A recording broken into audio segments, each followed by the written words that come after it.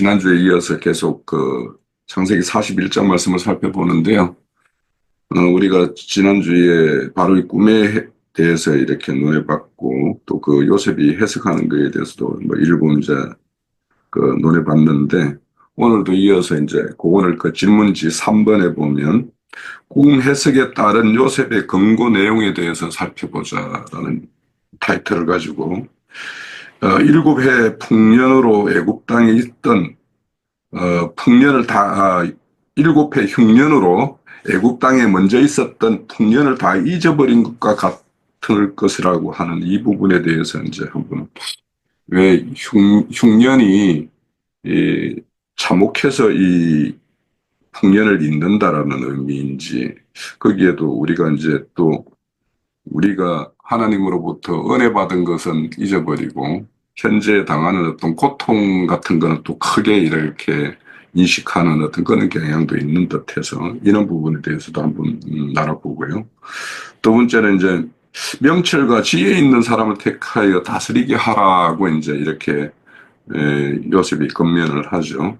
그러면 이제 명철과 지혜 있는 사람이라는 것은 과연 어떤 것인가라는 것도 이제 한번 생각해 보면 좋겠고, 또 7풍년의 해에 애굽 땅에 이제 5분의 1을 이렇게 거두어서 쌓아서 이제 이렇게 흉년을 대비하는 어떤 그런 조치를 합니다.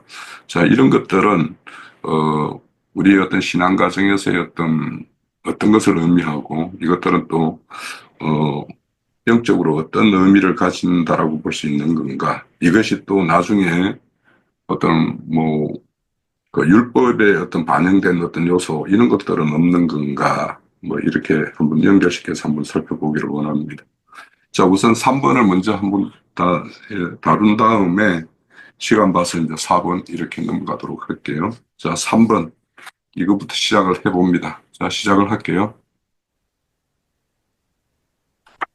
질문이 7해 흉년으로 애굽 땅에 있던 풍년을 다 잊어버린다는 것은 7해 흉년이라 하면 앞서 말한 바와 같이 흉하고 파리한 암소가 그리고 동풍이 마른 이삭이 아름다운 암소와 좋은 이삭을 먹어 삼켜버린 후이니까 그것은 하나님의 충실한 증인들과 성도들을 마귀의 사자들이 성령을 대적하고 무정에서 올라온 짐승의 영을 받아 그들을 심히 핍박하고 죽임으로 주님께 올려지게 함으로, 그러니까 말하자면 승천한 거지요. 올려지게 함으로 세상엔 은혜의 말씀이 종결되어지고 메말라서 풍요로웠던 말씀의 은혜가 기억에서 사라질 만큼 흉흉한 분위기인 것이라 하고 생각을 해봤습니다. 말하자면 그게 이제 짐승의 때인 거죠. 그리고 나보는 명철과 지혜 있는 사람을 택하여 다스리게 해야 한다는 의미는 명철이라고 할 것 같으면 정확한 분별력을 우리가 생각을 할 수가 있죠. 정확한 분별력과 하나님의 은혜로 인하여 얻어진 슬기로운 이해와 지식을 갖춘 사람을 선정하여 치리하게 함으로 흉년의 때를 대비하여 영혼의 사망을 대적하여 이기고 생명을 보존할 수 있도록 해야 함을 의미한다고 그렇게 생각을 해봤습니다. 그리고 이 다보는 7풍년의 해에 애굽 땅에 5분의 1을 거두어 쌓아 흉년에 대비한다는 영적인 의미는 글쎄 제가 이거를 잘 이해했는지는 모르겠지만 레위기 27장 30절 31절에 보면 11조를 드리려면 5분의 1을 더하라고 하심처럼 풍년을 맞이하여 즉 은혜의 말씀과 감동으로 말미암아 나 자신을 나 신으로 하나님께 드리고자 하면 그 위에 5분의 1을 더하여 하나님께 드린다는 것으로 저는 이해를 해봤어요. 왜냐하면은 말씀이 풍년을 맞아서 넉넉하여지면 은혜를 많이 받음으로써 하나님께 자신을 드려줄 수 있는 것이 아닌가. 그럼 그렇게 할 것 같으면 5분의 1을 더하라는 거잖아요. 그래서 그것은 그 육의 몸을 벗고 오는 주님의 왕국 시대의 양무리를 위하여 장막이 되어주고 여전히 하나님의 말씀의 도를 전하는 사명을 감당해야 함을 의미함이 아닐까 하고 이해를 해보았습니다. 따라서 나 자신을 전부 드린다 하여도 나 자신을 위함은 오는 시대의 양무리를 위한 5분의 1을 제한 것이니 여전히 하나님께는 부족한 자신이 드려짐에 대한 은혜를 구해야 할 것이라 하고 생각을 해보았습니다. 좀 어렵더라고요. 네, 여기까지 할게요. 나영재님께서 니나 자매님 그 영감에 제가 경의를 표합니다.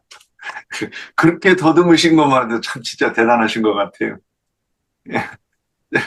저는 컨닝해가면서 이렇게 봐도 잘 이해가 안 돼가지고 이 표현들을 그 니나 자매님이 하는 그 표현과 같은 표현이 이 책에 나오길래 너무 그걸 보면서도 이해하기가 어려웠는데 자매님이 그렇게 얘기하시는 거 보고 자매님 책도 없다고 하던데 거의 참 많이 잘 보시네 이런 생각이 들었어요. 하여튼 그 7회 흉년으로 애굽당했던 풍년을 다 잊어버린다는 것으로 생각해 볼 부분은 했는데 그러니까 지금 이것이 구약이나 신약을 통해서 어떤 교회가 흘러가는 그 이 모양 그러니까 항상 어느 시대에든 그렇죠. 그 아담의 후예들에서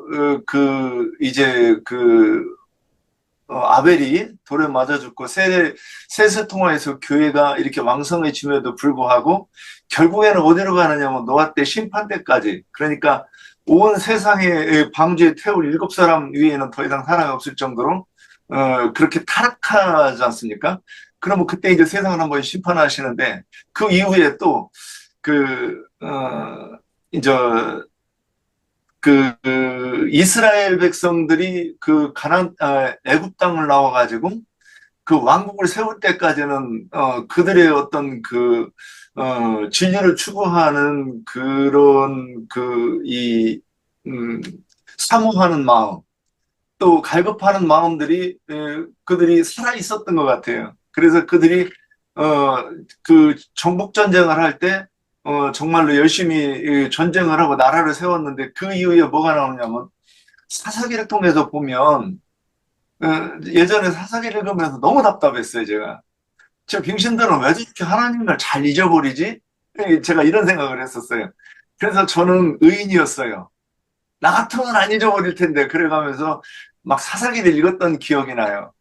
근데 항상 그 사사가 일어나면 믿음이 잠시 이렇게 흥기했다가 또 그 사사가 죽으면 또다시 그들이 원래의 우상 숨기던 그 시절로 돌아가서 다시 이방의 압제를 받으면서 또 그런 멍청한 짓을 그 사사기 끝날 때까지 계속 반복하는 거를 보면서 그건 이제 오늘 이 질문에서 나오는 이 흉년과 7풍년 또는 살찐 암소와 흉악한 암소로 비교되는 큰 시대적인 흐름도 있지만 지금 이제 성경에서 보면 작은 부분에서도 보면 항상 믿음의 어떤 이 영웅이 일어나고 또 그를 따라서 신앙이 회복되다가 또다시 계속 오랜 시간 동안 끊임없이 타락하다가 다시 또 일어나고 이런 것들을 반복하는 걸 볼 수 있었습니다.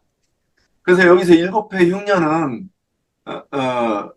이제 두 시대를 얘기하는데 두 번째 꿈인 흉년에 대한 거는 첫 번째 파리한 탐스러운 곡식은 신약 시대에 제자들을 상징하고 또 그들로 인해서 번성했던 신앙은 로마교로 넘어가면서 또, 이 기독교로, 개신교로 넘어오면서 갈수록 정말 심하게 타락을 하죠. 그래서 어떻게 보면 지금은 이 기독교계가 성경하고는 상관없는 그런 종교가 되었어요. 그 목사님도 성경 한 구절 읽어놓고 각자 자기 하고 싶은 얘기를 하는데 성경하고는 상관없는 그런 말을 해가면서 예배를 드렸고 하나님의 말씀을 들었다고 지금 그러고서는 자기들을 어떤 위로받고 자부심을 느끼는 그런 신앙생활을 하는데 차라리 무당만도 못하다고 생각을 해요. 어떤 면에서 그러면 무당은 귀신에 쓰여가지고 작두라도 타지. 아니 작두도 못하는 것들이 성경 말씀도 이게 빠지면 도대체 그거 어디다 써요? 그러니까 능력이 없어서 방울도 못 드는 그런 것들이 이렇게 이제 목사를 한다고 이러지 않는가. 근데 그런 시대를 상징하는 게 그래서 신약의 교회를 부흥하다가 또 타락해 나가는 그 신학교회를 예언한다고 이렇게 보입니다. 짧게 하려고 했는데 길어졌네. 자, 2번, 나번. 명철과 지혜 있는 사람을 택하여 다스리게 해야 한다는 의미는 지금 이 성경의 모든 사건과 이 역사는 하나님의 그 일을 나타내는 그 일들인데 여기서 이 일이 그 앞에 질문이 교회가 부흥했다가 타락하는 그런 것을 생각한다고 하면 여기서 명철과 지혜 있는 사람을 택하여 다스리게 한다는 것은 하나님의 나라의 일을 경영할 적합한 그 사람으로서 그 예수가 그리스도이심을 라고 하는 그 하나님의 지혜를 가진 자를 일꾼으로 세워야 한다 이렇게 말한다고 정리하면 어떨까 싶습니다. 4번 일곱 풍년의 해에 애굽 땅에 5분 일을 거두어 쌓아 흉년에 대비한다는 영적 의미는 그랬는데 그래서 그 5분이라고 그러는 것을 저도 이걸 어떻게 설명해야 막 저기 하는데 그 베드로가 이 세금을 낸다고 하니까 세금을 내는데 돈이 없어요. 그러니까 예수님이 가서 물고기 두 마리를 물고기를 건지면 그 입에서 돈이 나올 텐데 갖다 하라 그러니까 반세겔씩 해가지고 반세겔이라는 그 생각이 나요.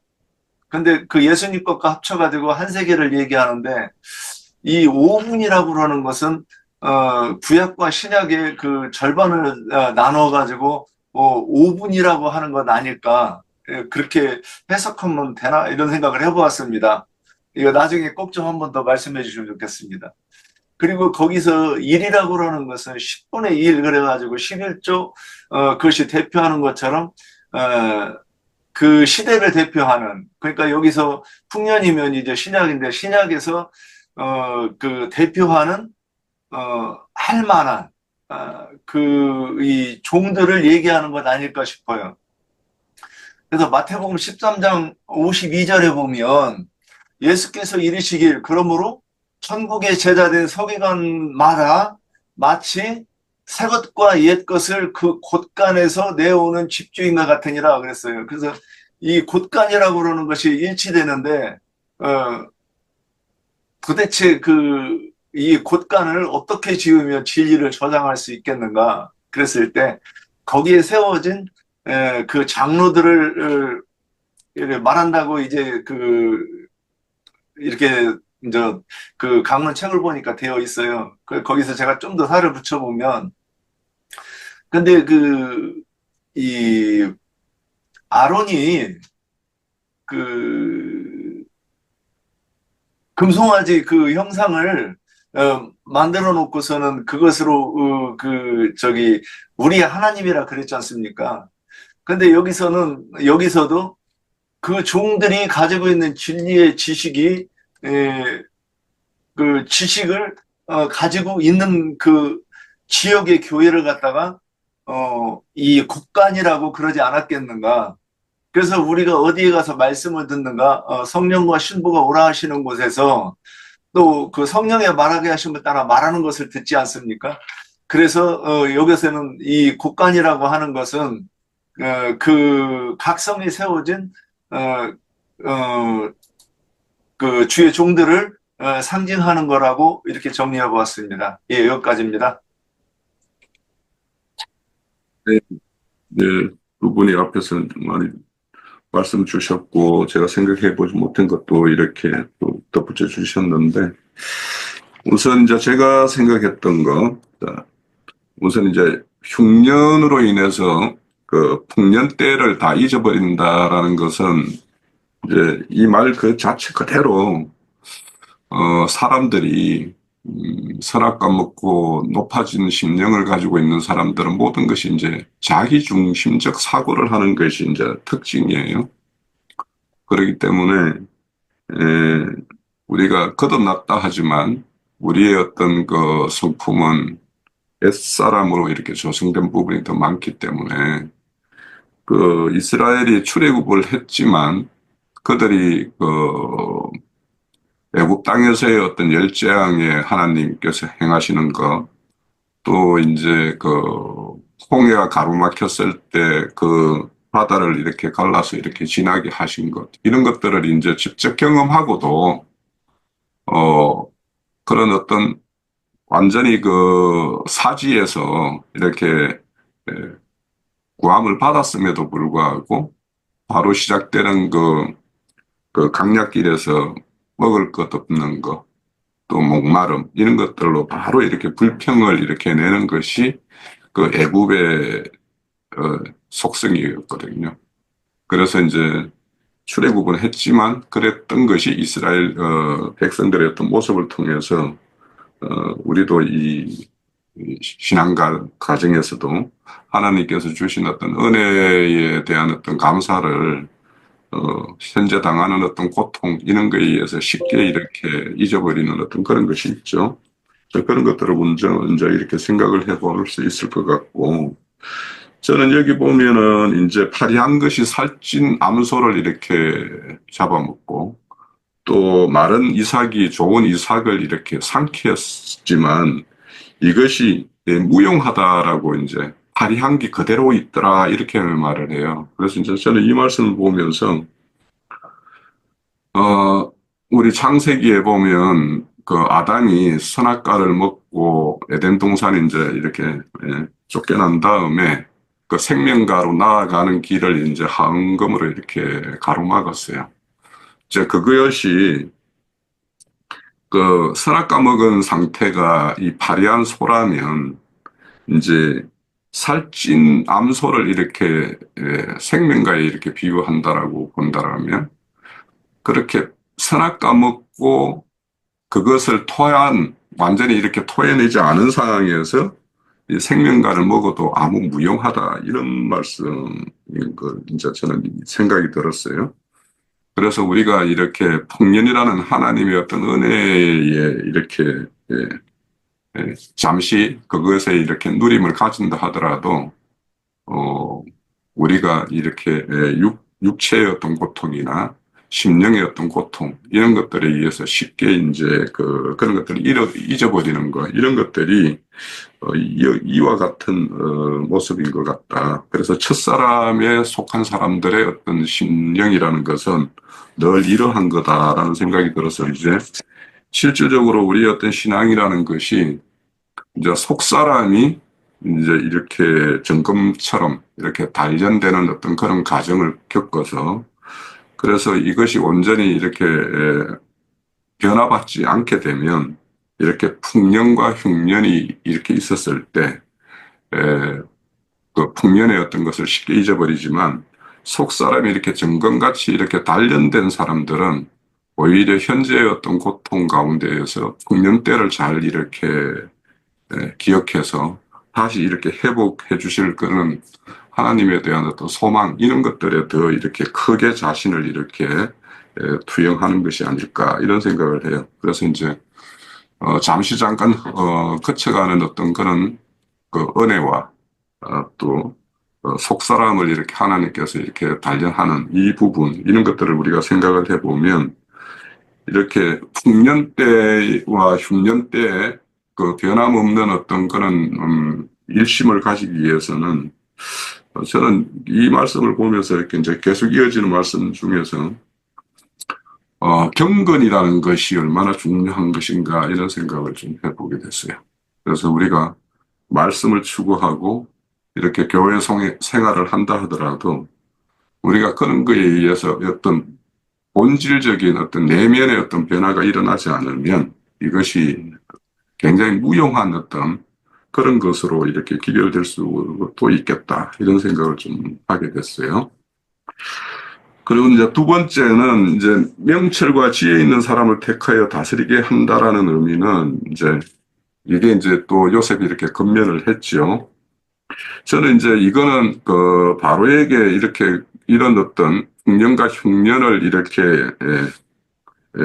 암시하는 이런 꿈을 꾸게 한 이유가 이제 전번 앞 시간에서 바로는 세상의 어떤 왕으로서 자기가 모든 것을 자기 힘으로 할 수 있는 것이라고 믿는 그런 사람이었지만 이런 풍년과 흉년이라는 것이 누구라도 풍년을 원하지 흉년을 원하는 사람은 없지 않겠어요?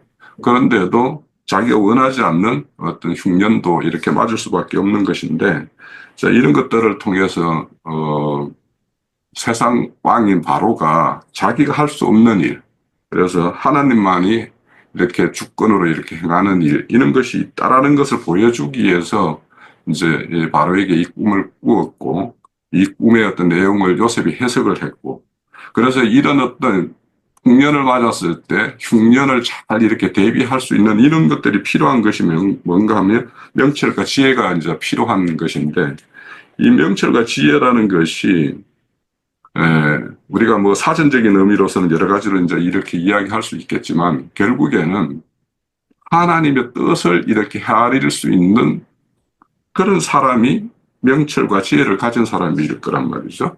그래서 이제 이런 흉년과 흉년이라는 어떤 하나님의 어떤 그런 경영 가운데에서 그런 어떤 흉년에 대한 대비 이런 것들은 하나님의 뜻을 이렇게 헤아리는 자만이 이렇게 흉년에 대비할 수도 있고 그 흉년이 온다 하더라도 그것을 짧게 거쳐갈 수 있게끔 이렇게 할 수 있는 것이 이제 명철과 지혜로 다스림을 받았을 때 자기의 속한 자들이 큰 어떤 질고와 고통을 이렇게 덜 하면서도 하나님의 어떤 뜻을 헤아려서 하나님의 뜻과 합치되는 거기로 이렇게 갈 수 있게끔 하는 것이 이제 명철과 지혜가 필요한데 이거는 이제 땅의 명철과 땅의 지혜가 아니라 하나님의 뜻을 헤아리고 하나님의 뜻을 쫓을 수 있는 어떤 그런 명철과 지혜라는 것이기 때문에 그래서 그 이어지는 걸로 보면 이제 요셉이 하나님의 뜻을 잘 헤아리는 사람으로 이렇게 비춰져서 이렇게 바로가 그렇게 자기 옆에 두게 되는 어떤 그런 걸로 이제 연결되는 것 같아요. 그래서 우리가 이런 어떤 명철과 지혜가 이렇게 하나님 뜻을 헤아려서 온전히 이렇게 우리가 인생 경영을 하지 않으면 결국에는 그 결말이 공허와 뭐 이런 후회 이런 걸로 이렇게 남는 것을 우리 각자도 이제 경험할 수가 있었고 경험을 해왔던 일들입니다. 그래서 앞으로 이제 우리가 남은 여생을 이렇게 경영할 때 하나님 뜻을 잘 헤아리는 이렇게 명철과 지혜 있는 자로 자기 자신도 다스려야 되겠고 또 교회를 맡아서 책임지는 사람들은 또 이런 부분을 잘 이렇게 해서 교회를 이렇게 하나님 곁으로 한 발짝 한 발짝 더 나아갈 수 있게끔 하는 것이 이제 이런 명철과 지혜가 아닐까 이런 생각을 하고요. 또 이거 일곱 풍년해에 이제 애굽의 5분의 1을 이렇게 쌓아서 흉년을 대비한다라는 이 말을 이제 저는 이제 우리에게 적용을 한다라면 저는 이제 아까 앞서서 말씀드렸듯이 결국에는 하나님의 은혜 가운데 있을 때 우리가 경건의 어떤 그 연습이 잘 이루어져서 우리가 온전한 어떤 하나님의 성품과 하나님의 어떤 그 본성으로 우리가 잘 이렇게 덧입혀지는 것이 있을 때 결국에는 우리가 어떤 고난과 어떤 그 환란을 당하더라도 이걸 이겨내는 어떤 힘이 될 것이다. 이런 생각을 좀 하게 됐고요. 자, 그런데 이제 5분의 1이라는 것은 우리가 앞서서 이제 그 자매님이 이제 레위기 27장의 내용 가지고 11조를 이렇게 물을 때 거기에다 뭐 5분의 1을 더 하라는 것도 있고 그래서 이런 것들도 그 어떤 11조를 무른다라는 거, 이런 것 자체가 그 결국에는 이제 어떤 흉년을 맞았을 때를 대비하는 어떤 그런 형태의 어떤 표상으로 보여요. 그리고 이제 또 제사장들이 하나님께 드릴 어떤 성물을 취급하면서 그 성물을 잘못 취급해가지고 이렇게 제물을 드리는 사람에게 보상을 해야 될 때도 여기 이제 5분의 1을 또 더하라고 되어 있어요. 그래서 이제 이런 것들이 다 이게 뭔가 잘못되었을 때를 이렇게 보상하는 어떤 보상법이라서 여기 이제 풍년 때, 흉년, 잘못되었을 때 이렇게 그거에 대해서 이렇게 충족시키는 어떤 그런 걸로 했을 때 같은 맥이 통한다라고 생각이 되어져요. 그리고 이제 이 5분의 1이 나중에 이제 창세기 47장에 가면 애굽 땅의 토지 보상법, 토지 세법으로 이렇게 채택이 되어져요. 그래가지고 그 땅을 경작하면 소출의 5분의 1을 이렇게 중앙에다 이렇게 내야 되죠.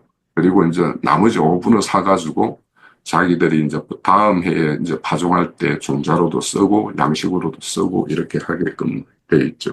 그래서 항상 이렇게 뭔가를 이렇게 대비하는 것. 그래서 이제 저는 이거 한편으로 이제 11조가 뭐 창세기 그 14장에 그 아브라함이 멜기세덱 반지에 이렇게 자기 노획물을 드리는 어떤 이것도 있고, 또 야곱이 이 바단 아람 노정에 가다가 이제 자기가 다시 온전하게 이렇게 또 아버지 집으로 돌아오면 자기 어떤 소득의 10의 하나를 드리겠다라는 이것도 있지만, 이 요셉이 이 토지세를 물리는 거, 이것이 나중에 어떤 11조로도 이렇게 그 어떤 기초가 이렇게 되는 어떤 전개 과정에서 좀 더 세밀하게 이제 적용되는 어떤 그런 부분이라는 생각이 좀 들었어요. 그래서 이제 11조에도 우리가 그냥 매년 드리는 10의 1조가 있는가 하면 3년마다 또 10의 1조를 드려서 각 성에다가 이렇게 쌓아서 각 성의 레인이나 뭐 고아나 가부들의 어떤 그들의 어떤 양식으로 이렇게 보충하는 이런 것도 있기 때문에 이제 3년마다 한 번씩은 중앙에 10에 하나를 드리고 각성에다가 이제 10에 하나를 드리면 결국에는 이제 5에 하나가 되는 거죠. 그것도 이렇게 연관이 있어 보이고 그렇습니다.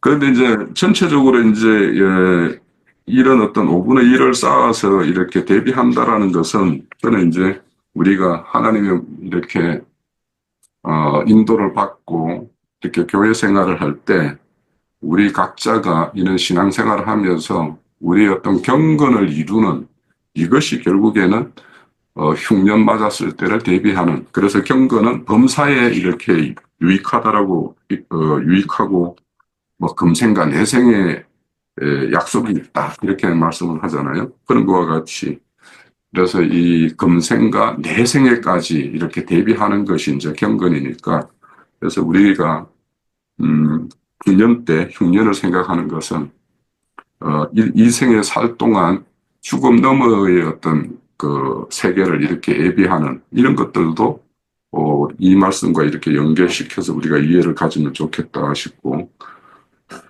또 이제 하나님의 어떤 일 중에서 이제 이런 일들은 이제 저는 구속사 우리 그 보면 그 바알에게 무릎 꿇지 않는 7,000명을 이렇게 하나님이 비밀스럽게 이렇게 양육하고 이렇게 하는 거, 이런 것들도 어떤 흉년 때를 이렇게 대비하는 하나님의 어떤 하나의 행사라는 생각도 들고, 또 계시록 12장에 보면은 이제 독수들이 날개 옆에서 이렇게 강야 자기 곳으로 가서 이렇게 한때 두때 반때를 이렇게 양육받아서 그 비밀한 용사를 이렇게 양육하는 거, 이것도 풍년 때 흉년을 대비하는 어떤 그런 하나의 하나님의 행하시는 어떤 일이다라는 생각을 좀 하게 됐어요.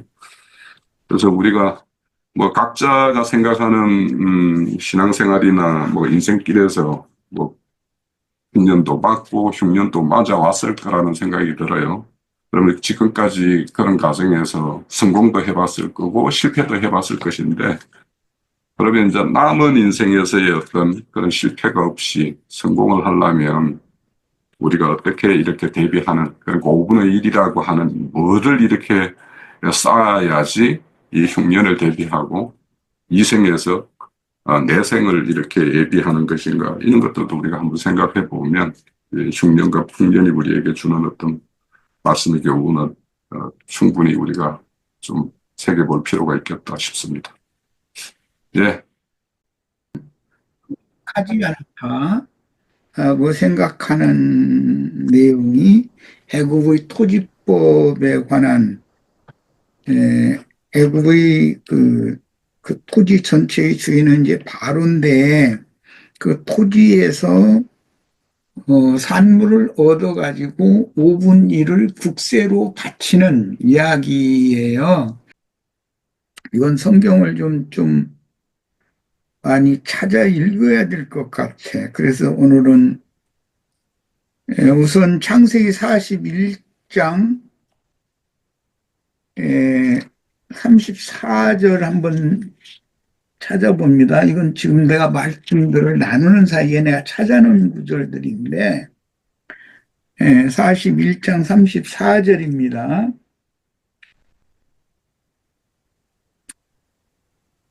33절부터 읽어야 되겠다. 이제 바로께서는 명철하고 지혜 있는 사람을 택하여 애굽 땅을 다스리게 하시고, 땅을 다스리는 이야기는 창세기에서 나오죠. 아담에게 땅을 다스리라고 그랬고 네 아내를 다스리라고 이렇게 말을 했어요.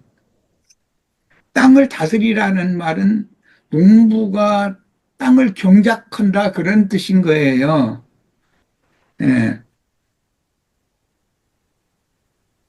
땅을 다스린다 이 말은 농부가 땅에 경작하는 것을 말하는 거예요. 경작을 잘해라 그 말이고, 아내를 다스린다라고 하는 것도 개념이 같다. 예.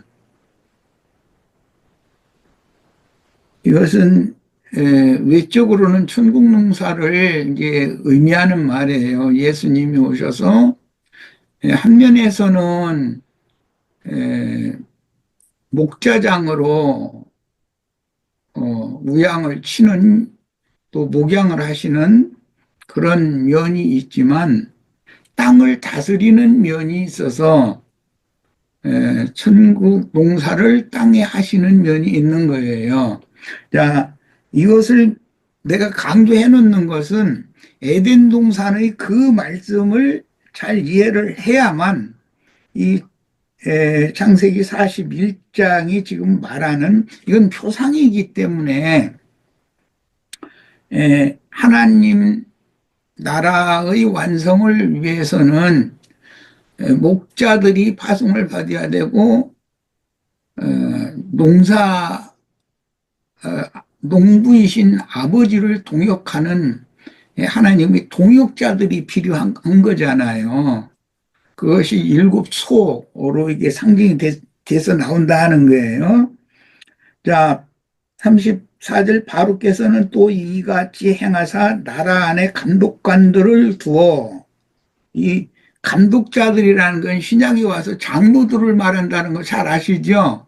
사도행전 20장에 나오는 거예요. 교회 장로들을 염두에 두는 말이에요. 예언이니까.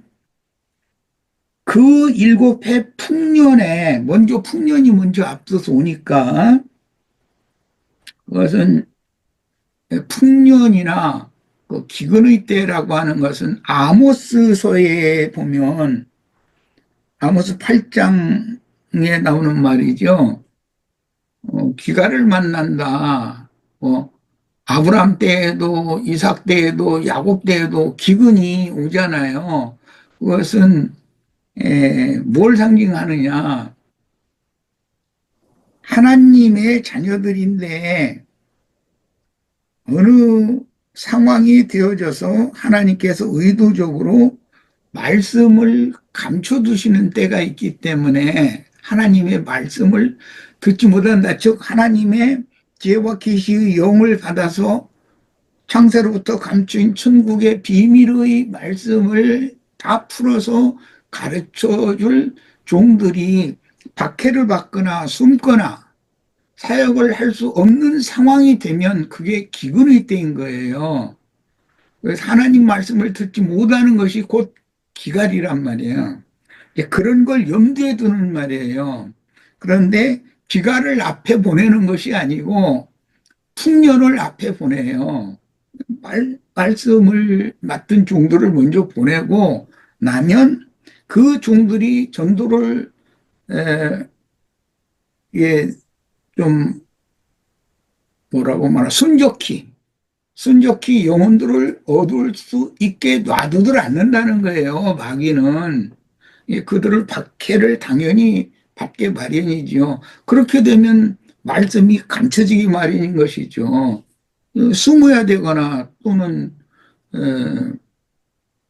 예, 광포를 하면 잡혀가니까 공개적으로 광포를 하면 그럼 잡혀가서 죽거나 이렇게 되면 말씀이 닫혀지는 거잖아요. 그런 걸 일러서 하늘 문이 닫혔다 또는 하늘에 뭐 비가 내리지 않는다 이렇게 표현을 해요. 엘리야 선지자가 내 입에 말이 있기 전에는 이 땅에 우루가 있지 않을 겁니다. 그것은 아합이 그를 너무 박해하니까 입 다물어 버리겠다 이 말이잖아요.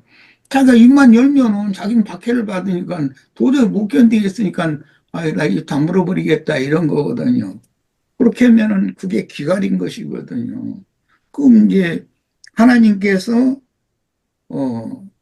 엘리야에게 또 말을 할 기회를 주시면 그때 뭐 먼 데서 손바닥 많은 구름 한 점 이렇게 떠 있는 거 보인다 그러니까 큰 비가 올 거니까 빨리 빛을 거두도록 비 준비하라고 이제 그런 말씀이 열왕기 편에 나와요. 이런 모든 말씀들은 다 일관되게 천국 농사에 관하여 말하고자 하는 거예요. 성경이라는 것은 하나님과 하나님의 일, 하나님 나라를, 세상 나라를 어떻게 주와 그 그리스도의 나라가 되게 할 거냐. 거기에 어떤 종들이, 누가 보낸 종들이 어떤 사역을 할 것이고, 누가 보낸 종들이 어떤 일을 통해서 하나님의 종들을 박해하고, 하나님의 일을 방해할 것이다. 라는 것이 성경이 전반적으로 이렇게 흘러가는 내용이다라는 거예요. 자, 그런데 앞에 7해 풍년이 오면 그 풍년 기간에 애굽 땅에서 5분 1을 거두되 그들로 장차올 풍년의 모든 곡물을 거두고 그 곡물을 바로의 손에 돌려 양식을 위하여 각 성에 쌓아두게 하소서 이렇게 표현을 했어요. 그 다음에는 흉년이 또 이을 거다라는 말씀 36절에 그것까지 읽지 뭐. 이와 같이 그 곡물을 이 땅에 저장하여 애굽 땅에 이말 7해 흉년에 대비하시면 땅이 이 흉년으로 말미암아 망하지 아니하리이다. 네, 이렇게 했어요. 예, 하나님의 말씀은 아무리 박해를 받는다 해도 하나님의 말씀을 맡은 종들이 숨거나 또는 순교를 당한다 해도 말씀을 가둬놓거나 말씀을 발달시킬 수는 없는 거예요. 이것은 이제 그런 것을 염두에 두는 거. 이것은 하나님 나라를 어떻게 세상 나라를 하나님 나라로 바꿔놓을 것이냐 여기에 관계되는 얘기고 이 문제 때문에 애국의 토지법이라는 것을 요셉이 세우게 되죠. 이 말씀에 근거해서 47장에 나오는 말이에요. 자, 거기도 봅니다. 26절 한 절만 읽겠습니다. 이것은 길게 읽으면 그러니까 요셉이 애국 토지법을 세우며 이 토지법이라는 것은 하나님 나라에서 이걸 적용할 때 율법으로 적용할 때는 토지 무르는 법이라고 돼 있어요. 율법에는. 애국의 토지법을 세우며 그 5분 1이라는 것은 국토에서 생산한 산물의 5분 1을 국세로 바로 왕에게 다 바친다 그런 것이잖아요. 기본이.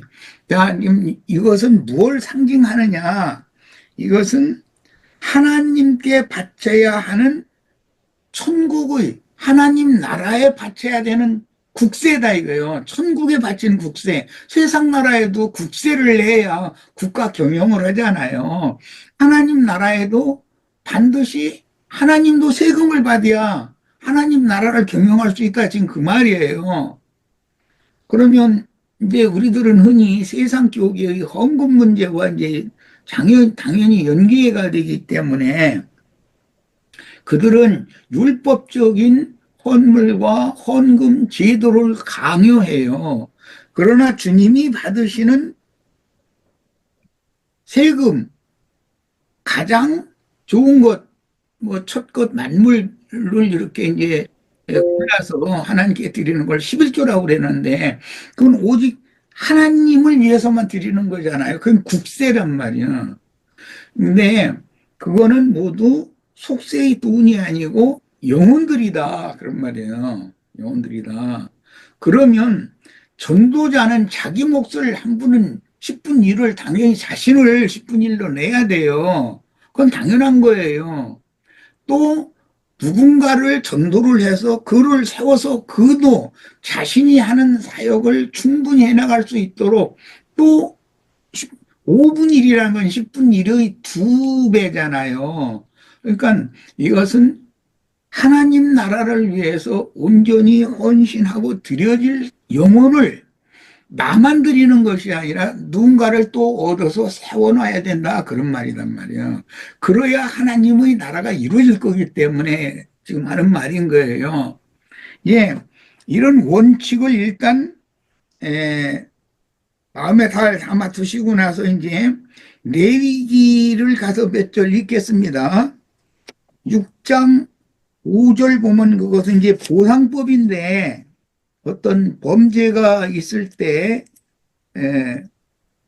보상을 하는 법이에요. 거기 6장 5절부터 읽어 나가겠습니다.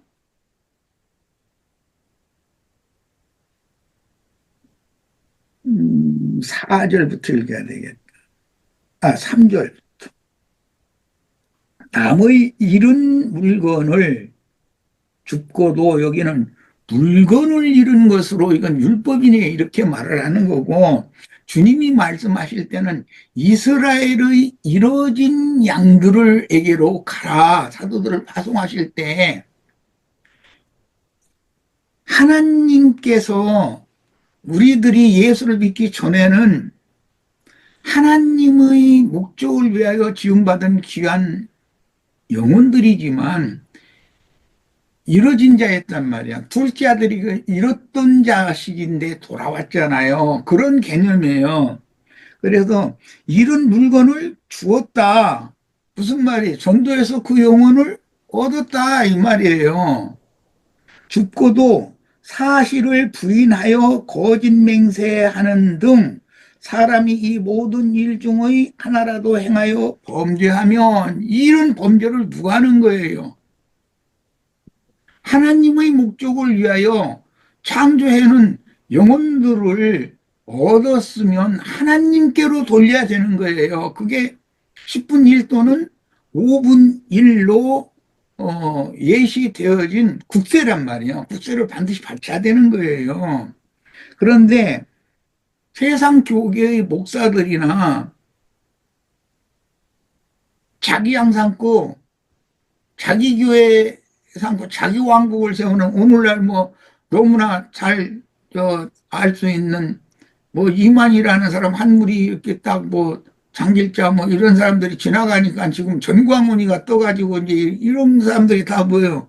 그들이 이런 짓 하는 사람들이란 말이에요. 영혼들을 얻어가지고 지껏 삼아버리는 거예요. 하나님을 도둑질하는 짓이거든요. 사실은 남의 이런 물건을 주었으면 그 경찰서에다 갖다 줘가지고 이 주인 찾아주게 만들어줘야 그래야 되잖아요. 근데 주머니에다 쓸고 묶어서 입 딱딱 해버리면 그거 완전히 도둑놈이잖아요. 영혼 도둑놈이잖아요. 자,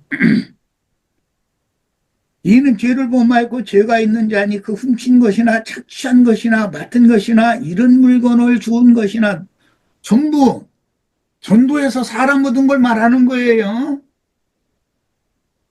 그 거짓 맹세한 모든 물건을 돌려보내되 원 주인한테 돌려줘야 된다 이 말이잖아요. 예수님 것이 돼야죠. 너희는 그리스도의 것이 되었다. 하나님의 것이 되었다. 이렇게 만들어야 되잖아요. 그런데 그렇게 안 된다는 거예요. 그건 전부 그 도적놈들이거든요. 그 남이 이런 물건 주워가지고서 경찰서에다 갖다 주인 찾은 줄 알고 주는 게 아니라 지 주머니라도 그입딱 이게 그냥 깎아버리는 놈들이거든. 그 본래 물건의 5분 1을 거짓 맹세한 사람이 물건을 원 주인에게 돌려주려면 5분 1을 더하여 돌려보내서 그 죄가 드러나는 날에 그 임자에게 주어라 그랬어요. 그럼 5분 1을 더한다는 말은 나부터 하나님의 것이 되는 것, 나부터 그리스도의 것이 되는 것은 아주 이건 기본적인 거예요. 나 자신이 이스라엘의 이뤄진 양이었고, 그 밭에서 뭐 추수하는 추수법이 말이 길어지는데, 추수법에 보면, 한 무슬 이렇게 나르다가 떨어뜨렸어. 그러면 그거 되돌아가서 그거 네가 가져가지 말라고 그랬어요. 왜? 가난한 사람들이 있을 거니까 그들이 그걸 주워다가 그걸 먹게 놔줘라 이랬어요. 그런데 이것이 하나님이 생각하는 추수법이다 이거예요. 밭에서 곡식을 베도 그 모퉁이까지 다 베지 못하게 돼 있어요, 율법에. 왜 그러냐면 다 네 거 삼으면 안 된다 이거예요. 원래 하나님 것이기 때문에 가난한 자들을 위해서, 다음 사람들을 위해서 모퉁이를 남겨놔더라. 과일을 농사를 해서 따도 저 꼭대기 있는 것까지 그때 장대게 해서 그것까지 다 따지 말고 놔둬라. 가난한 사람들이 먹여야 되지 않냐 그랬어요. 이런 것은 다 하나님 말씀을 맡은 종들이 어떠한 마음으로 전도를 해야 된다라는 것을 염두에 두시는 말이기 때문에 예수님이 5,000명을 먹였을 때도 12광저리를 별도로 남겼잖아요. 4,000명을 먹였을 때도 7광저리를 별도로 왜? 뒷세대를 또 생각하기 때문에 그런 것이란 말이에요. 항상 그 하나님의 마음이에요. 그래서 내가 누구에게 전도를 받고 하나님의 것으로 돌아갔으면 나는 의무적으로 누군가에게 전도를 또 해서 사람들을 얻어서 그 사람도 내가 주님의 것이 되어져서 돌아간 것처럼 내 스스로가 그렇게 한 게 아니잖아요. 나에게 전도한 누군가의 수고가 있었기 때문에 내가 이런 걸 깨닫는 것이지. 우주 만물이라는 건 기독교계 목사들도 그래요. 모든 만물과 만상과 모든 것들이 다 하나님이 조물주의 것이지 네 것이 아니다. 네 자식도 네 것이라고 생각하지 말아라. 너는 네 부부를 통해서 그런 자식을 주신 것은 너에게 하나님께서 그 자식을 부탁하고 맡긴 것이다. 그 기독교계 목사들도 그 정도는 깨닫고 있어요.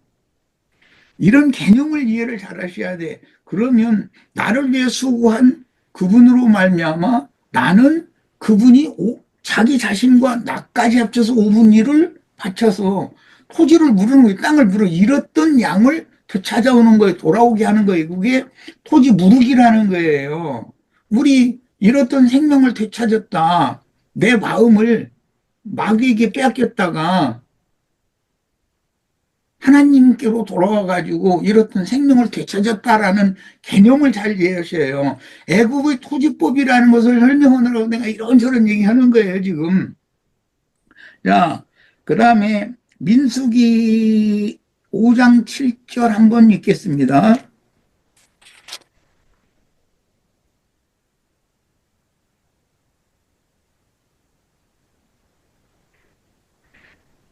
예, 6절부터 7절 읽어야 되겠다. 8절, 10절까지 읽어야 되겠다. 6절부터 10절까지 읽습니다. 이스라엘 자손에게 이르라. 남자나 여자나 사람들이 범하는 죄를 범하여 여호와께 거역함으로 죄를 지으면 그 지은 죄를 자복하고 이건 돌아오는 거예요. 토지 무르기가 되는 상태인 거예요. 그 죄값을 온전히 갚되 이 무르기라는 말이에요. 토지 땅을 무르는 걸로 집을 무르는 걸로 자기 희년이 되면 무르기를 하잖아요. 가옥이나 전토나 이런 걸 다 물러야 된단 말이에요.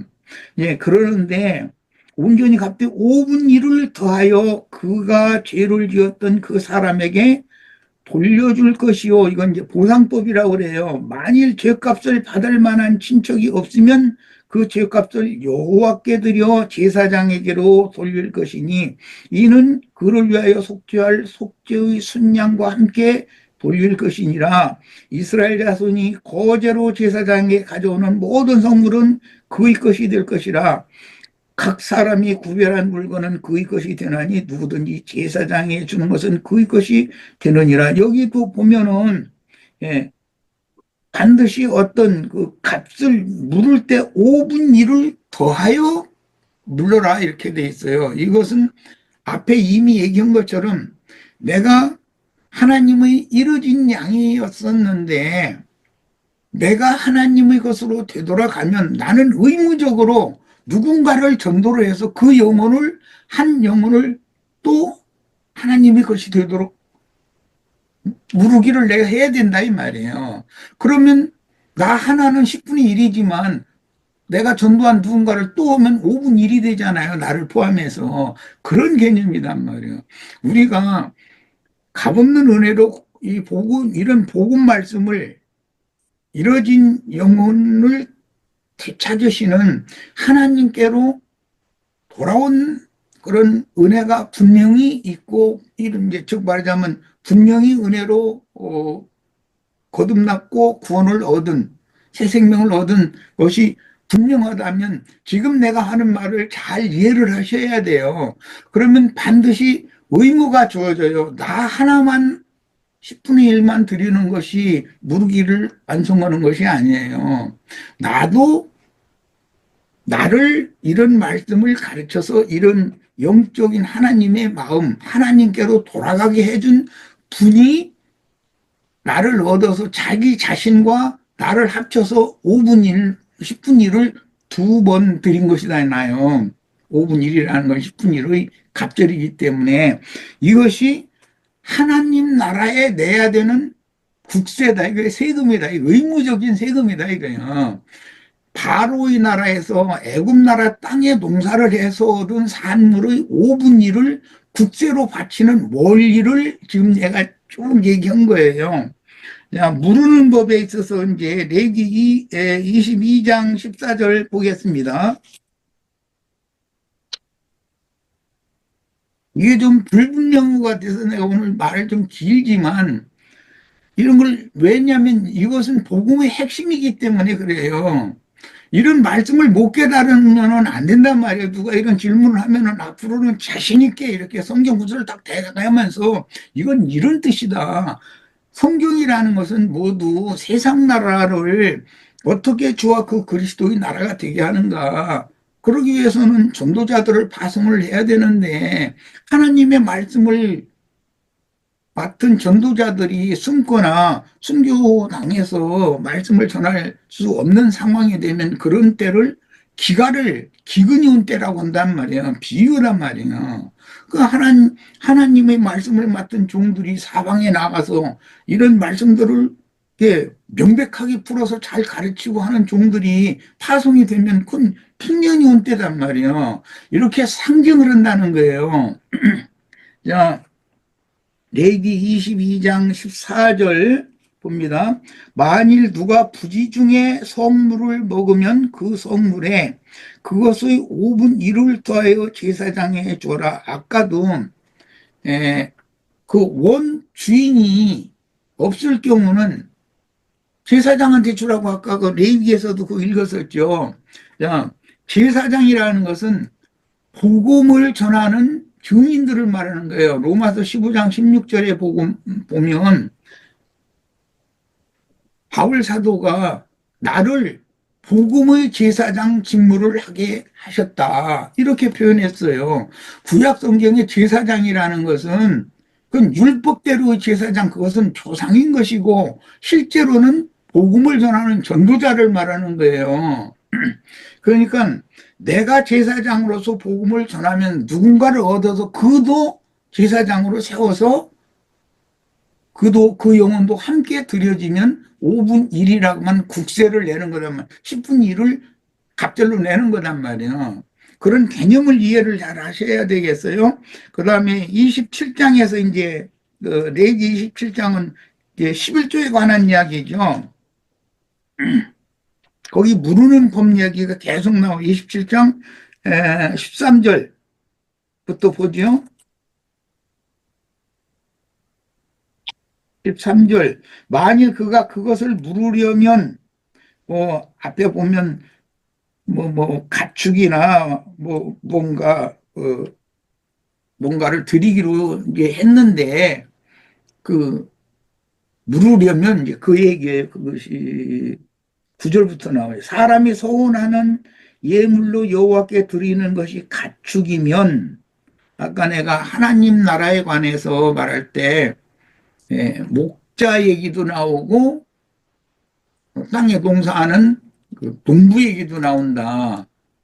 가나안 땅에 들어가면 반드시 목축업과 봉사를 두 가지를 겸해서 하잖아요. 천국 농사를 상징하는 거예요, 이게. 양을 얻는다. 이스라엘이 이뤄진 양을 얻는다.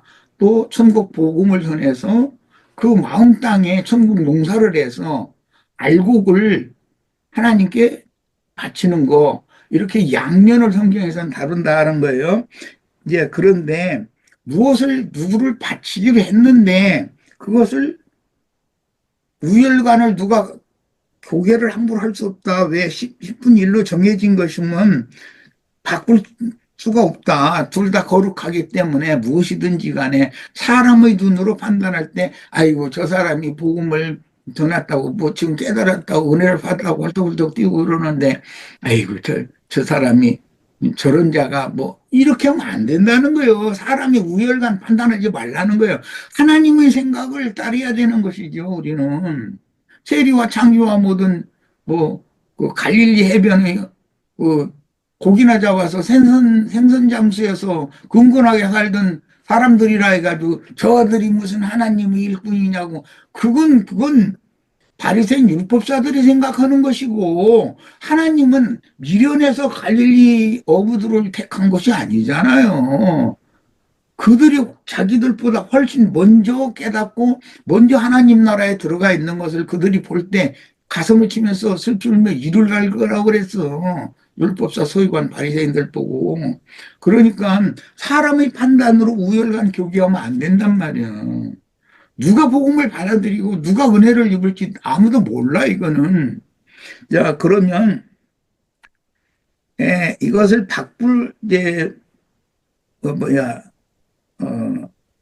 이제 물은다. 자꾸 바꾼다 그러네.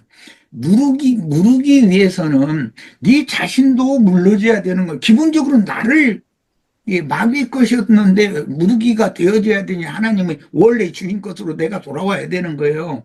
그런데 반드시 나는 나만 구원받고 있으면 안 된단 말이에요. 그런 얘기는 이제 신약 복음에서 보면 한 달란트를 은사로 받은 사람 이야기가 나와요. 그 사람의 특징이 뭐냐? 하나님은 두려운 하나님이고 무서운 하나님이 율법의 하나님으로 오해했기 때문에 흩어서 뿌리지도 않고서 거두는 분이라고 오해를 한 거예요. 그래서 자기에게 한 달란트 맡긴 것을 보따리에다 싸가지고 땅속에다 갖다 묻어놨다는 거예요. 그랬다가 그거 도로 하나만 내놨다는 거예요. 그러면 안 돼요. 적어도 갑절의 이익은 내서 국세로 바쳐야 돼요. 오늘 우리 여기 황영재 옆에 누가 있는가 본데 반드시 국세로 내는 것은 10분 1만 내는 것이 아니에요. 5분 1을 내는 거예요. 나는 당연히 10분 1로 들여져야 돼요. 돌아와야 돼요. 무기가 되어져야 돼요. 누군가의 전도를 해서 그 한 영혼도 하나님의 것으로 돌아가게 해야 돼요. 이것을 천국에서는 또 장사를 해서 이익을 냈느냐 못 냈느냐라고 비유도 하셨어요. 예, 오늘 그 애굽의 토지법 5분 일에 관한 이야기를 여러 방면으로 이렇게 성경이 제시한 바를 잘 이해가 됐기를 바라요. 나도 뭐 이제 오랜만에 이제 이런 말씀 증거를 하다 보니까 말이 이렇게 유창하게 하지는 못한 편인 것 같은데, 그래도 내가 말하고자 하는 것이 아니라 성경이 말하고자 하는, 어떻게 하나님의 말씀을 맡은 종들을 파송해서 이뤄진 양들을, 또 기갈을 만난 영혼들 중에 누군가를 풍족하게 먹여서 나만 구원 얻는 것이 아니라, 나만 주의 종이 되는 것이 아니라 나를 만난 사람도 하나님의 것이 되도록, 그리스도의 것이 되도록 누르기를 하게 할 건가 말이에요. 누르기. 이게 보상법이에요. 천국의 보상법, 누르기법, 애국의 토지법, 이게 다 성경이 말하는 천국 동사 또는 천국의 목양 또는 천국의 이익을 위해서 장사를 하는 법 등으로 여러 모양 여러 부분으로 성경이 말하는 바다. 이 말을 잘 이해를 하시길 바랍니다. 자, 마칩니다. 네, 형제님.